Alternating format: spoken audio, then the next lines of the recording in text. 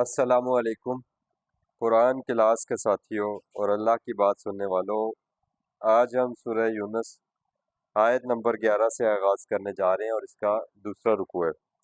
اعوذ باللہ من الشیطان الرجیم، بسم اللہ الرحمن الرحیم۔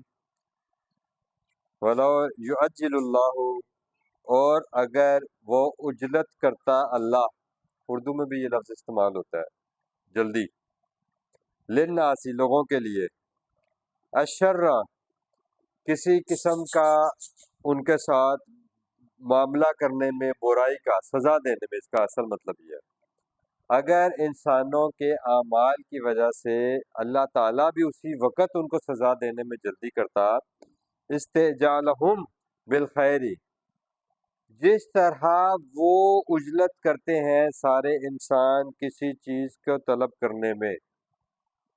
انسان جب کوئی چیز اللہ تعالیٰ سے مانگتا ہے نا، تو بس وہ کہتا ہے کہ مجھے فوراً مل جائے۔ اب بات سمجھ رہے ہیں؟ اگر اس آیت کو اگر ہم غور کرنا شروع کریں نا، تو اس پہ کافی ٹائم لگ جائے گا کہ جو دعا ہم اللہ تعالیٰ سے کرتے ہیں کہ اے اللہ مجھے یہ چیز مل جائے، اور وہ چیز اس وقت نہیں ملتی، اور وہ پھر کچھ ٹائم کے بعد، کچھ عرصے بعد ملتی ہے آپ کو، تو یہ اللہ پاک بہتر جانتے ہیں کہ وہ چیز ملنے کے لیے آپ کے حق میں اس میں کیا بہتری ہے، آپ کو، آپ کے لیے وہ اس کے بینیفٹس ہوں گے یا الٹا نقصان ہوگا۔ تو اللہ تعالیٰ اس بات کی حکمت کو جانتے ہیں، لیکن انسان بس، جیسے اگر آپ اپنے والد صاحب سے کہیں کہ چھوٹی عمر میں کہ مجھے بائک لے دیں، باپ بائک دے سکتا ہے، لیکن وہ بائک آپ کو اس وقت تک نہیں دے گا جب تک آپ 18 سال کے نہیں ہو جائیں گے، آپ کا لائسنس نہیں بن جائے گا۔ کیوں؟ کیونکہ باپ اس حکمت کو جانتا ہے کہ اس وقت یہ کھلونا یا یہ چیز ایسی ہے جس کو یہ مینیج نہیں کر سکے گا، یہ تیز چلائے گا، اور یہ کم عمر ہے، نا تجربے کار ہے، یہ کسی کے ساتھ ایکسیڈنٹ کرے گا، ہو سکتا ہے اس کا نقصان ہو جائے اور ہو سکتا ہے اس کا۔ تو ایک باپ بھی اپنی اولاد کو، یا ماں باپ بھی اگر اپنی اولاد کو جو وہ ضدیں کرتے ہیں اور ان کو وہ چیز اس کو دے سکنے کے باوجود نہیں دیتے، تو اس کا مطلب ہے وہ اس حکمت کو مد نظر رکھتے ہیں۔ لیکن اللہ تعالیٰ حکمت سے بھی آگے کے علم کو جانتے ہیں، یعنی اللہ تعالیٰ اس کا سارا فیوچر جانتے ہیں، اور اللہ تعالیٰ اس کے انجام سے باخبر ہے۔ تو اس لیے اللہ تعالیٰ کہتے ہیں کہ جس طرح وہ لوگ کسی بھی چیز کو اللہ سے مانگ کر چاہتے ہیں نا کہ فوراً مل جائے، اور اگر ان کے اعمال کا بھی اللہ تعالیٰ بدلہ فوراً دینے لگ جاتا، لَقُضِيَ إِلَيْهِمْ أَجَلُهُمْ، تو پھر ان کا وہ جو اجل تھا نا، اجل کہتے ہیں مقررہ وقت کو، وہ پھر میعاد پوری ہو چکی ہوتی، یعنی جتنا جلدی انسان مچاتا اور جتنی جلدی وہ ان معاملات میں کرتا، تو اس کے انجام بہت قریب آ جاتا۔ لیکن فنظر الذین، بس مہلت دیے جاؤ ان لوگوں کو جو لا یرجون لقاءنا، جو کہ نہیں امید رکھتے ہمارے ساتھ ملاقات کی، فی طغیانہم یعمہون، ان کا بھٹکنا اندھوں کی طرح، سرکشی میں، طغیانی میں، اور اللہ تعالیٰ کے احکامات کو توڑتے ہوئے زندگی گزارتے ہوئے اگر کوئی انسان بے راہ روی پر، جس رستے پر چل رہا ہے، اللہ تعالیٰ کہتے ہیں پھر ہم ان کو روکتے نہیں ہیں، چھوڑ دیتے ہیں۔ فنظر، ہم پھر چھوڑ دیتے ہیں ایسے لوگوں کو۔ یعنی ایک لحاظ سے قرآن میں ڈسکس یہ کیا گیا کہ ایک تو اللہ تعالیٰ مہلت اس لیے دیتے ہیں کہ ہو سکتا ہے بندہ اللہ تعالیٰ کی طرف واپس پلٹ آئے اور لوٹ آئے، اور دوسرا اس وجہ سے کہ اگر یہ کتاب ہدایت موجود ہونے کے باوجود، راستے کا علم ہونے کے باوجود اگر سیدھے راستے پر نہیں چل رہا، تو پھر اس کی ضرورت ہی نہیں ہے، پھر یہ جدھر جا رہا ہے جائے، بالآخر اس کا ٹھکانہ جہنم ہے۔ اللہ تعالیٰ کو اس سے کوئی کنسرن نہیں ہے، اللہ کو اس سے کوئی فرق نہیں پڑتا، وہ جلدی اپنے لیے کرنا چاہے یا بدیر، یہ جلدی اور دیر صرف انسان کے اپنے سوچ کے انداز میں ہے۔ ادروائز اگر آپ 70 سال کے بھی ہو اور آپ اپنی پیچھے زندگی کو نظر دوڑائیں، تو آپ کو لگتا ہے یہ تو کل کی بات ہے، لیکن اگر ابھی آپ کو آگے کی پلاننگ کا موقع ملے، تو آپ اپنے لیے ایسی بڑی بڑی پلاننگز کر رہے ہوں گے، اور آپ کو اپنے آنے والے ایک لمحے کا بھی نہیں پتا ہوگا۔ تو یہ بہرحال ساری انسان کی فطرت ہے، وہی اللہ تعالیٰ نے یہاں پہ ڈسکس کی۔ وَإِذَا مَسَّ الْإِنسَانَ الضُّرُّ، اور جب اسی انسان کو جو اللہ تعالیٰ کو اگنور کر کے زندگی گزار رہا ہے، اس کو کوئی ضرر پہنچتا ہے، کوئی تکلیف پہنچتی ہے دعانا تو پھر لگ جاتا ہے ہمیں پکارنے پھر لگ جاتا ہے. کب؟ لجنب ہی، جب ایک جانب ہوتا ہے یعنی لیٹا ہوا، او قائدن یا پھر بیٹھا ہوا. اسی سے وہ جو قادے کی حالت ہے نماز میں، جب ہم دو زانو ہو کے بیٹھ جاتے ہیں اس کو قادہ بولتے ہیں نا. او قائدن یا بیٹھے ہوئے، او قائما یا کھڑے ہوئے، یعنی ہر حال میں ہر وقت پھر اللہ تعالیٰ کو انسان پکارتا ہے. کیوں پکارتا ہے؟ کیونکہ اس کو یقین ہوتا ہے کہ اللہ کے سوا اس کی اس تکلیف کو دور کوئی نہیں کر سکتا. لیکن فلما کشفنا عنہ ذرہ، اور پس جب ہم اس کا وہ جو تکلیف ہے اس کو دور کر دیتے ہیں تو کیا ہوتا ہے؟ مرہ، گزر جاتا ہے. کأن لم یدعنا الی ضر مسہ، جیسے کبھی کسی تکلیف کے پہنچنے پر اس نے ہمیں کبھی پکارا ہی نہ ہو. یعنی اللہ تعالیٰ کو اگنور کر دیتا ہے، اللہ تعالیٰ کو نظر انداز کر دیتا ہے انسان.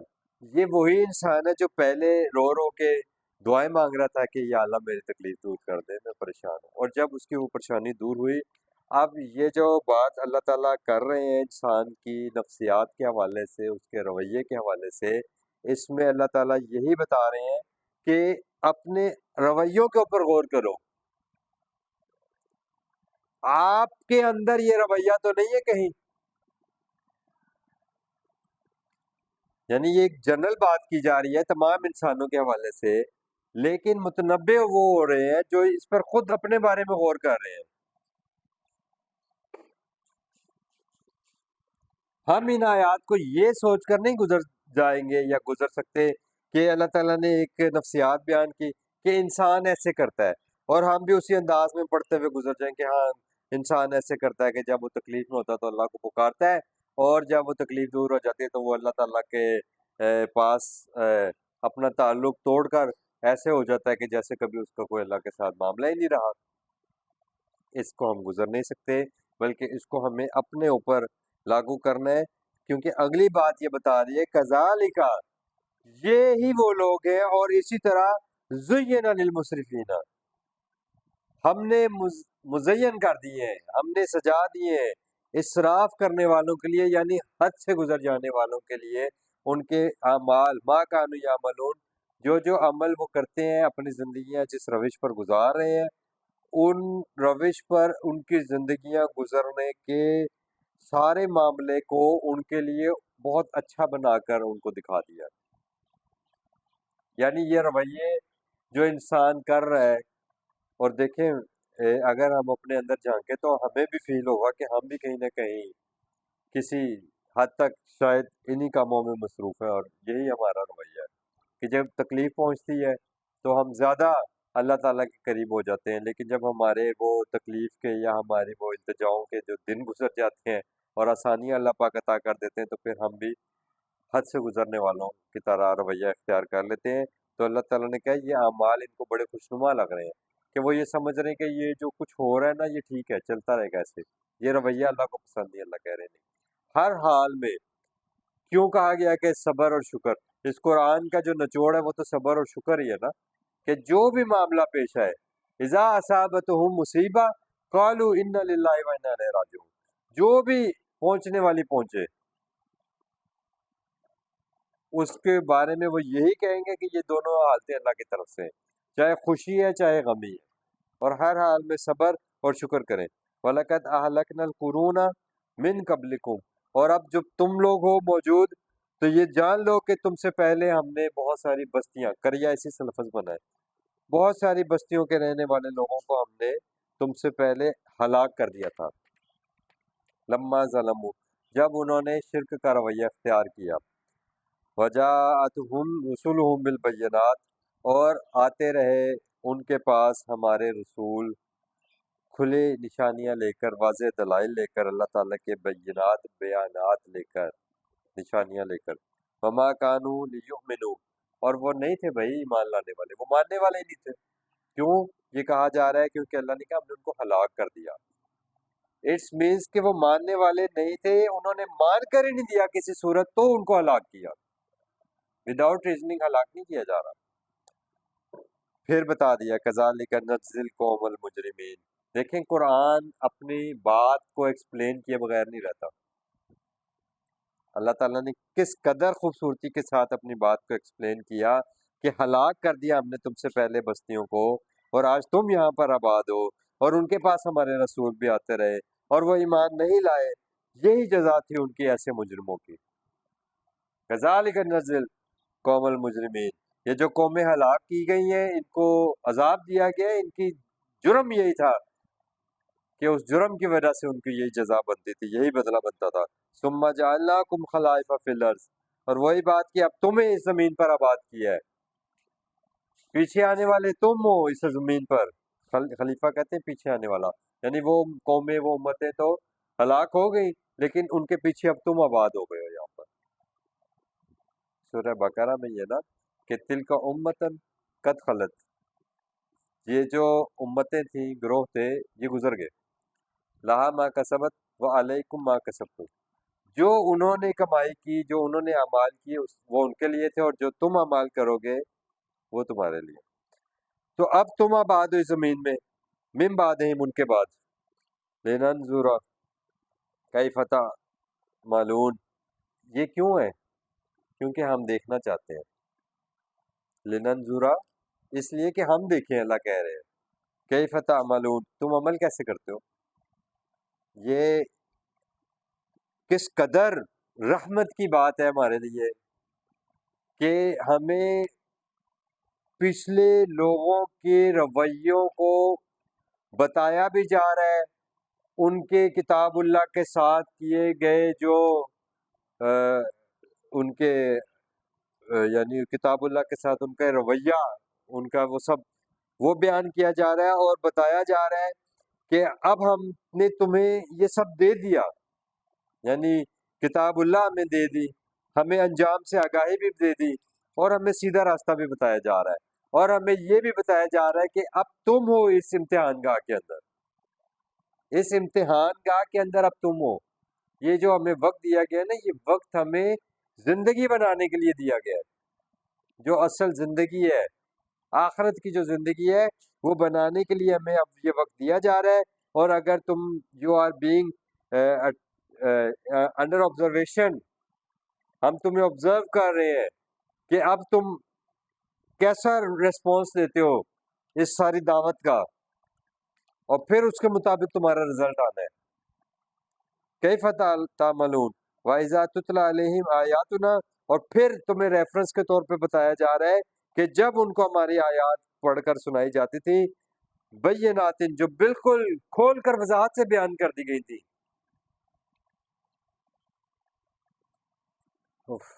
یہ عجیب آیت ہے.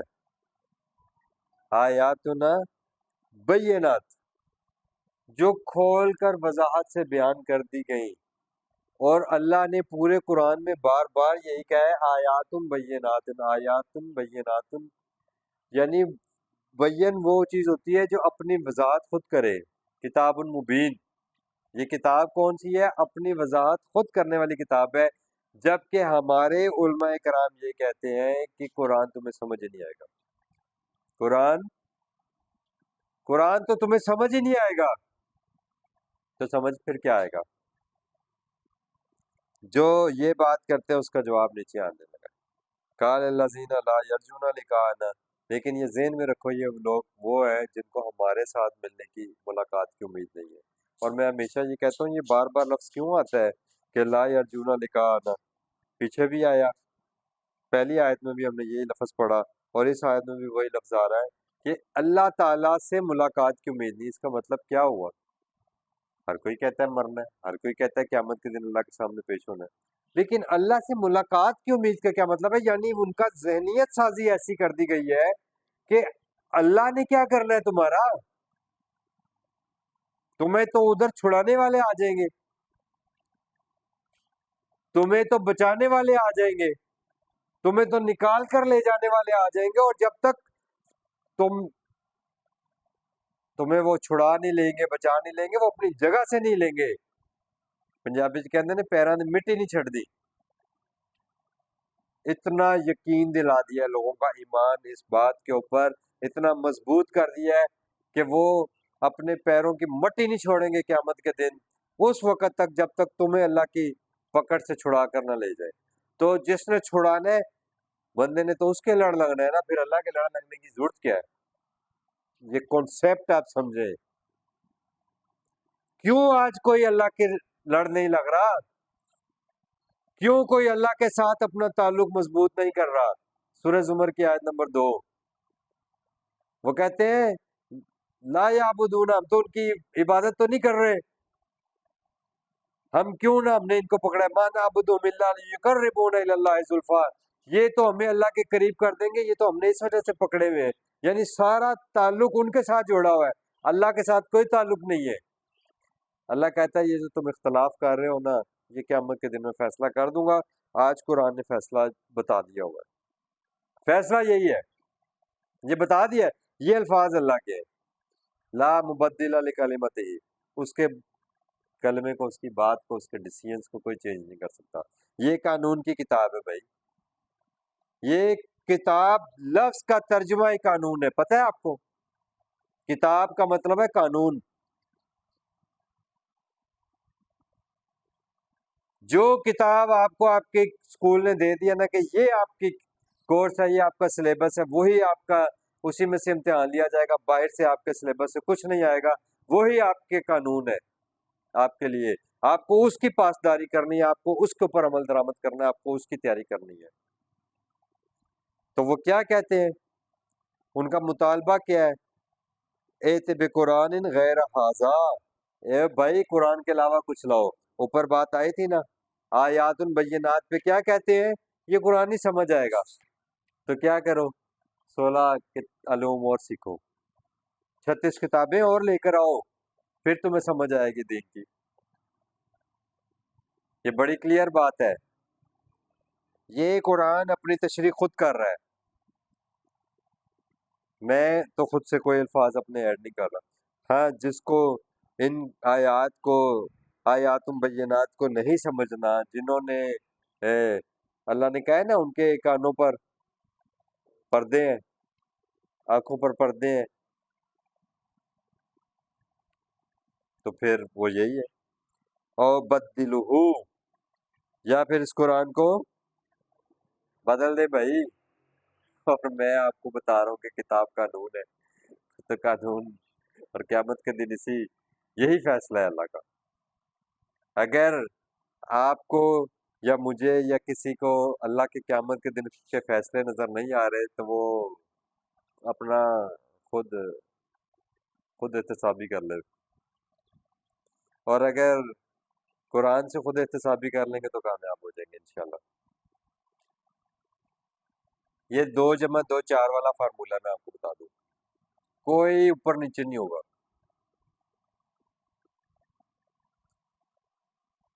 بے شمار آیات آئی ہے کہ من دون اللہ لا ولی، ولی کوئی نہیں، لا شفیع، شفیع کوئی نہیں، وما انت علیکم بوکیل، اے نبی تم ان پر وکیل نہیں ہو، وما انا علیکم بحفیظ، اے نبی ان کو بتا دو کہ میں تمہارا نگران نہیں ہوں، اللہ کے سوا کوئی عاصم نہیں ہے، اللہ کہہ رہا قرآن میں۔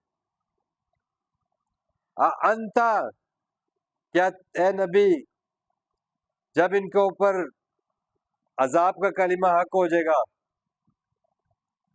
افانت تنقذ من فی النار، تو اے نبی کیا تم ان کو آگ سے چھڑاؤ گے؟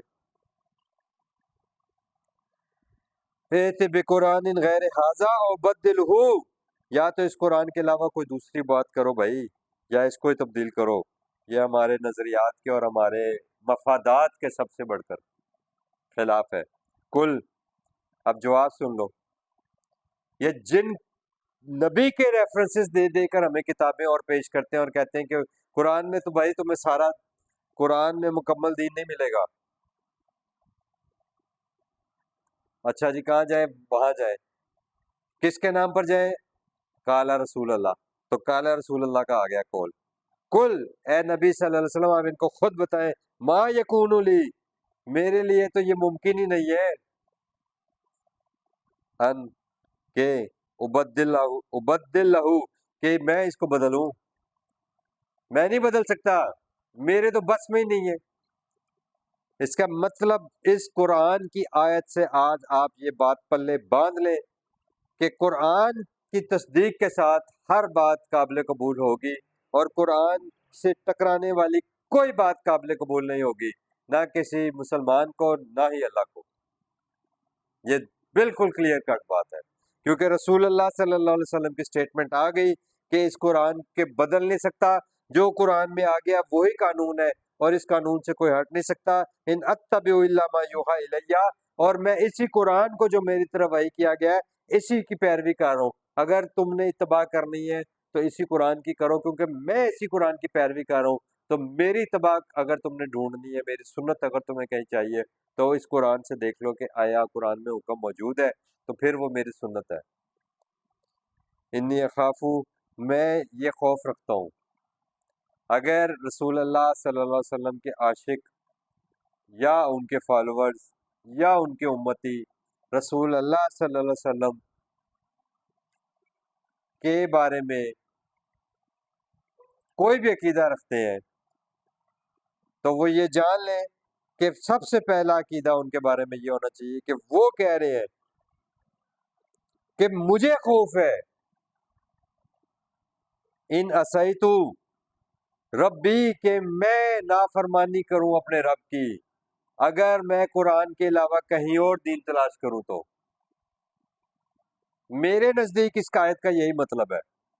اب میں آپ کو کہوں گا کہ اب اگر کوئی یہ بات نہیں مانتا کہ یہ قرآن کہہ رہا ہے اور قرآن یہی بات کر رہا ہے، تو پھر مجھے جو سمجھ آئی ہے وہ میں یہ بتا رہا ہوں کہ مجھے یہ سمجھ آئی ہے کہ رسول اللہ صلی اللہ علیہ وسلم کی سٹیٹمنٹ یہاں پر اللہ تعالیٰ یہ دلوا رہے ہیں کہ اے نبی، ان کو بتا دو کہ قرآن کے علاوہ کسی اور چیز کی طرف اگر میں جاؤں گا تو یہ رب کی نافرمانی ہوگی، اور مجھے رب کی نافرمانی سے ڈر لگتا ہے۔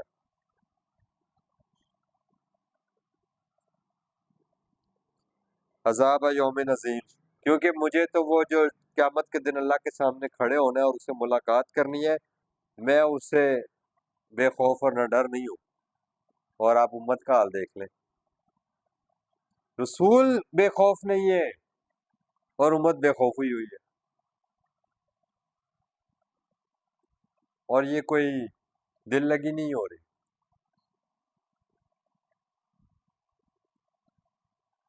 یہ قانون بیان کیا جاتا ہے۔ یہ آیتیں صحابہ کرام نے جب دیکھا کہ نبی پاک صلی اللہ علیہ وسلم اللہ تعالیٰ کا کس قدر خوف رکھتے ہیں اور اپنی آخرت کے دن کے حساب کے حوالے سے اتنے کنسرن ہیں، تو صحابہ کیسے نہ ہوتے؟ وہ جماعت جو محمد الرسول اللہ والذین معہ، اور جو لوگ ان کے ساتھی تھے، جو لوگ ان کے ساتھ تھے، وہ پھر یہ قرآن کے لوگ تیار ہوئے تھے۔ ان لوگوں کی زندگیوں نے دنیا میں انقلاب برپا کر دیا تھا۔ قاری نظر آتا ہے حقیقت میں قرآن، وہ اس کے قاری تھے لیکن مجسم قرآن تھے وہ سب، کیونکہ صاحب قرآن محمد الرسول اللہ صلی اللہ علیہ وسلم کا اڑنا بچھونا یہ قرآن ہے، اور وہ ہمیں یہ کتاب دے کر گئے ہیں۔ ہم رسول کے نام پر ہر چیز لینے کو تیار ہے، نہیں لینی تو کتاب نہیں لینی جو ان کے اوپر نازل ہوئی، جو وہ ان کے دل مبارک پر نازل ہوئی، اور وہ اپنے زبان مبارک سے قول رسول کریم کہلوایا، تو یہ قرآن آج ہمارے ہاتھوں میں ہے۔ ہم وہ لینے کو تیار نہیں ہے، باقی سب کچھ لینے کے لیے تیار ہے۔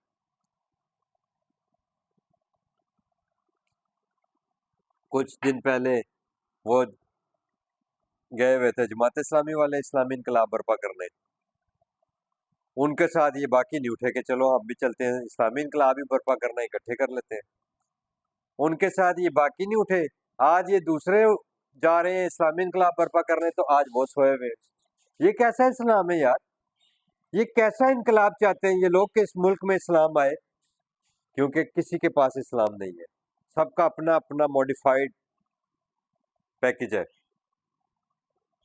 موڈیفائڈ اسلام ہے۔ سب اپنے اپنے نظریات اور اپنے اپنے مفادات کے ساتھ چلتے ہیں۔ دو دو چار چار کارکن انہوں نے مروائے تھے، اب دو چار چار کارکن انہوں نے بھی نکلوا کے مروا دیے۔ کل اے رسول صلی اللہ علیہ وسلم آپ ان سے کہیے، اس قرآن کے بارے میں ہی بات ہو رہی ہے، لو شاء اللہ، اگر اللہ چاہتا، اگر اللہ چاہتا، یعنی پروگرام کس کا چل رہا ہے؟ رسول صلی اللہ علیہ وسلم بار بار متنبع کر رہے ہیں کہ میں جو کچھ تمہارے سامنے موجود ہوں، اللہ کا رسول جس پر یہ قرآن دل مبارک پر اترا، اس کے باوجود میں بے خوف نہیں ہو رہا، اور میں سارے کا سارا با اختیار اللہ کو سمجھتا ہوں، اور میں اللہ کے پروگرام کا تابع ہوں، تو پھر تم کس طرح سے بے خوف ہو رہے ہو؟ رسول کہہ رہے اگر اللہ چاہتا ما تلاوتہ، تو میں تلاوت نہ کرتا علیکم تم پر اس کی، میں نہ یہ قرآن تم پر پڑھتا، ولا اور نہ ہی ادراکم تمہیں اس کا ادراک دیتا، اردو میں بھی یہ لفظ استعمال ہوتا ہے، علم دیتا، بہی اس کے ساتھ، یہ بہی قرآن ہے، اس کے علاوہ کچھ نہیں ہے، ما ادراکم ولا ادراکم بہی، تو اس قرآن کے علاوہ میں تمہیں کسی اور چیز کا علم نہ دے سکتا، فقط لبثت فیکم، یقیناً میں رہا ہوں تمہارے درمیان عمرن، ایک عمر میں نے تمہارے ساتھ گزاری ہے، من قبل اس سے پہلے، میں نے کبھی کوئی تمہیں قرآن کی آیت پیش کی؟ میں نے کہا کہ اللہ نے یہ کہا ہے؟ کیا اللہ تعالیٰ نے رسول اکرم صلی اللہ علیہ وسلم پر کوئی وحی اتاری اور اللہ تعالیٰ نے رسول نے آگے سے یہ کیا کہ اس کے دو حصے کر دیے، کہا کہ یہ وحی قرآن میں شامل کر لو اور یہ وحی دوسری کتابوں میں لکھ لینا، تو پھر کس بنیاد پر اگر نہیں کہا تو کس بنیاد کے اوپر آج یہ لوگ کہتے ہیں کہ وہاں پر بھی وحی ہے، قرآن میں بھی وحی ہے، وہاں پر بھی قانون ہے، یہاں پر بھی قانون ہے، وہاں پر بھی دین ہے اور یہاں پر بھی دین ہے، اور جبکہ وہ آپس میں کلیش کر رہا ہو؟ اور تم لوگ سوچتے کیوں نہیں ہو کہ میں نے تمہارے درمیان اس سے پہلے ایک عمر گزاری، افلا تعقلون، عقل تو استعمال کرو۔ اس قرآن کے آنے کے بعد، اس قرآن کو پیش کرنے کے بعد یہی حجت ہے، یہی سلیبس ہے۔ اب فمن، پس اب جو ازلم ممن افترا اللہ، جو افطرا کرے گا، خود سے گھڑ لے گا، خود سے بنا لے گا اللہ کے اوپر کذبن، کوئی تکذیب، کوئی جھوٹ، کوئی جھوٹی بات اللہ کے نام سے بنا لے گا، اور کذبا، یا پھر جھٹلائے گا، بے آیات ہی، اس کی آیات کو۔ اب بات سمجھ میں آئی ہے؟ یہ وہی بات ہے جو میں نے پہلے کہی کہ یہ کہتے ہیں جی کہ سارا دن یہاں نہیں ہے، اور اللہ نے کہا کہ یہ کہتے ہیں قرآن کے علاوہ دوسری جگہ بھی ڈھونڈو گے۔ اب یہ کیا کر رہے ہیں؟ اللہ کہہ رہے ہیں یہ کذبا بے آیات ہی، رسول نے کہا کہ یہ پھر اللہ کی آیات کی تکذیب ہوگی کہ تم یہاں سے نہیں لے رہے اور کہیں اور جا رہے ہو۔ اس سے ظالم کون ہوگا جو اللہ کے نام پر جھوٹ گڑے اور اس کی آیات کا جھٹلائے؟ یہ جھٹلاتا کون ہے؟ جو جس کو ہم کافر کہتے ہیں نا، انکار کرنے والا، وہ تو سرے سے کفر کر رہا ہے، وہ تو انکار کر رہا ہے بھائی کوئی نہیں ہے۔ جھٹلاتا ہمیشہ وہ ہے جو یہ تو مانتا ہے یہ کتاب اللہ ہے، اللہ کو بھی مانتا ہے، اللہ کی کتاب بھی مانتا ہے، رسول کو بھی مانتا ہے، لیکن اس کی نہیں مانتا، پھر جھٹلاتا ہو، جھٹلانا اس کو کہتے ہیں۔ اور کذبا بآیات ہی، لیکن اس کی آیات کو نہ مانے۔ کوئی کہتا ہے کہ یہ قرآن نہیں ہے، سب کہتے ہیں قرآن ہے۔ کوئی کہتا ہے کہ یہ اللہ کی کتاب نہیں ہے، سب کہتے ہیں یہ اللہ کی کتاب ہے، لیکن یہ جو آیات جو کچھ بتا رہی ہیں یہ وہ نہیں مانتے۔ انہو لا یفلح المجرمون، یقیناً اللہ ایسے مجرموں کو فلاح نہیں دے گا، کامیاب کیسے ہوں گے؟ یہ جرم ہے۔ ایک کام اگر آپ غلطی سے ہو جائے آپ سے، تو وہ کیا ہوتا ہے؟ وہ قابل معافی ہوتا ہے۔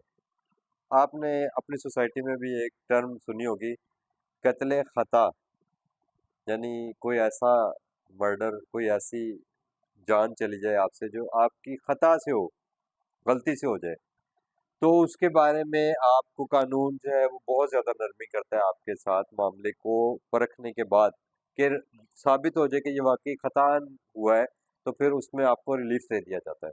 اللہ تعالیٰ کو بھی معلوم ہے، لیکن اللہ کہہ رہے ہیں کہ آیات کے مقابلے پر جب تم کہیں اور بنیاد اپنے دین کا ماخذ بناؤ گے، قرآن کے علاوہ دین کا ماخذ اور کچھ نہیں ہے، اگر کوئی قرآن کے علاوہ کسی جگہ کو، کسی کتاب کو اپنا دین کا ماخذ سمجھتا ہے تو وہ کذب بآیات ہی کر رہا ہے، اور یہ اس کا جرم ہے۔ اور اللہ کہہ رہا ہے کہ لا یفلح المجرمون۔